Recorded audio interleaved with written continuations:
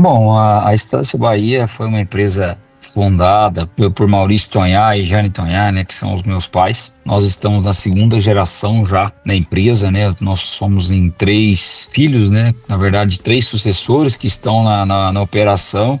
Eu fico mais na parte comercial, a minha irmã Gabriela fica na parte administrativa e a mais nova, Giovana, entrou há menos tempo na empresa, fica na parte de marketing. Então são três pessoas que já estão na operação da família. Contando com meu pai e com a minha mãe, são cinco. E tudo isso iniciou em Água Boa, quando a nossa família foi constituída lá em Água Boa, né, na década de 80. Meu pai é baiano, minha mãe é gaúcha. Meus avós foram para Água Boa justamente na época. Teve o colonizador Norberto Fuantes, e ele também colonizou Nova Canaã do Norte, aí acima de Sinop, né, mais ao norte do Mato Grosso. Então, como a maioria da colonização mato-grossense, os sulistas fizeram a diferença na região de Água Boa, né? Chegaram muitas pessoas do sul.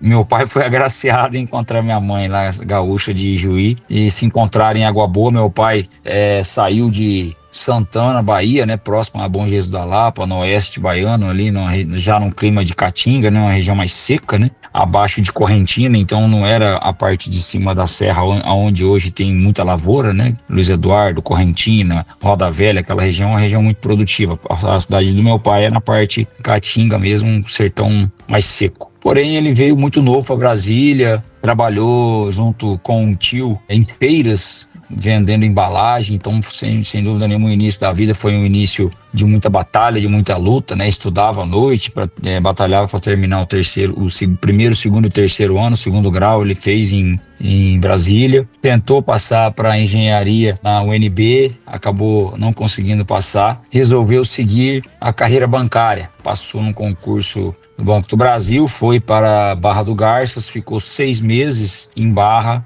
E após disso ele foi para Água Boa trabalhar no Banco do Brasil. Na verdade, para Barra ele foi para a Caixa Econômica. Ficou 6 meses, depois passou num concurso para Água Boa no Banco do Brasil. E de lá para cá ele ficou em torno de 10 anos no banco. E no início dos anos 90 ele se sentindo um pouco acomodado, incomodado, porque ele era uma pessoa que sempre gostou de fazer negócio, né? Ele, desde muito novo, em Água Boa já, ele fazia negócios intermediários também, comprava, por exemplo, levava uma carga de arroz. Na época tinha muito arroz na região de Água Boa, plantava-se muito arroz na época, e ele vendia carga de arroz para Bahia, trazia carga de lascas, de aroeira, ele sempre fez muito negócio, e isso ele conseguia tirar um sustento também, né, melhorar a sua renda. E tudo isso ele foi vendo que realmente tinha muitas oportunidades no Vale do Araguaia, né?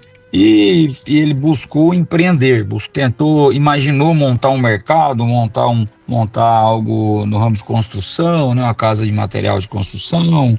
Viu outras oportunidades, e naquela época, nos anos 80, o Caiado ele regionalizou e interiorizou os leilões na época da UDR. Então tinha vários recintos no interior do Brasil, inclusive em Água Boa tinha um pequeno recinto, que era um recinto antigo que a UDR tinha feito. E meu pai começou a acompanhar os leilões no Brasil, viajou bastante e resolveu montar uma empresa leiloeira na região. Ele ser de origem do campo, né? Meu avô na Bahia já tinha uma pequena propriedade, tinha vacas, vivia do campo, né? De uma maneira muito difícil, né? Por causa das secas, né? Na Bahia. Ele resolveu montar essa leiloeira em Água Boa. E daí iniciou a Estância Bahia em 1991, com muito, a gente ainda fala, né? Teve muito sangue, suor e lágrima, né? Porque teve que trabalhar bastante, teve muitas dificuldades desde o início da empresa, desde todas as dificuldades, ele conseguiu se impor no mercado. Para você ter uma noção, Água Boa tinha mais de 25 leiloeiras na região do Vale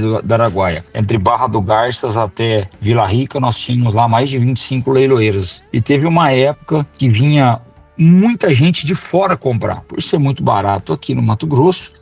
Vinha muita gente de São Paulo, Minas, comprar gado na região do Vale do Araguaia.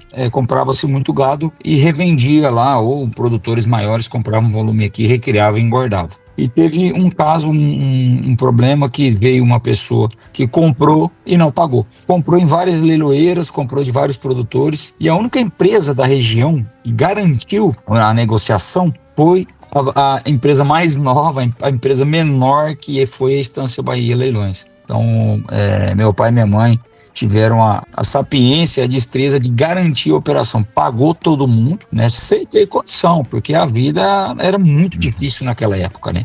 Até na época pegou dinheiro emprestado, fez papagaio no banco, conseguiu organizar a casa pagando E todo mundo. Honrou os compromissos. E essa conversa andou em toda a região. As outras empresas foram fechando, a Estância Bahia se fortaleceu muito com isso. Conseguimos reaver metade desse gado, com busca e apreensão. Foi uma operação bem arriscada de buscar esse gado em Minas e São Paulo. Conseguiram pegar metade desse gado, meu pai, junto com os advogados. E com isso, a conversa andou muito. E quando ele voltou dessa viagem, que foi uma viagem bem desafiadora, com ameaças e tudo mais, e ele teve que fazer uma grande operação, quando ele retornou, ele sentou com a minha mãe e falou: Jane, nós iremos passar agora momentos muito difíceis, né? Vamos demorar aí de 2 a 3 anos para estabilizar a nossa vida agora por esse prejuízo grande, mas a gente vai conseguir. E Deus foi tão bom que agraciou a gente que os leilões eram feitos de 400 a 500 a 600 cabeças por semana, a cada 15 dias. Os leilões, eles praticamente quase que triplicaram